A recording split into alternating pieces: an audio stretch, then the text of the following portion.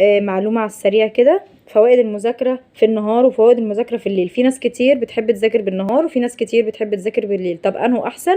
تعالوا مع بعض نشوف المميزات بتاعت دي ودي. في النهار طبعا بيبقى فيه تركيز شوية، لان بيبقى كله صاحي ووقت نهار ووقت عمل. وطبعا بيبقى خدت الوقت الكافي من النوم وبتبقى ارتحت كتير طول الليل.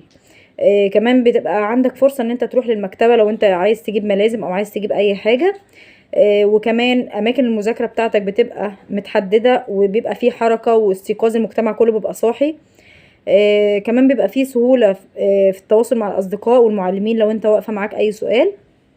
وكمان بيبقى الحفظ على العين اكتر، لان انت بتبقى شغال في ضوء النهار، يعني ما بيبقاش ضوء الانوار، ودي طبعا احنا عارفين ان هي بتضعف شوية العين. انتظروا فيديو الليل.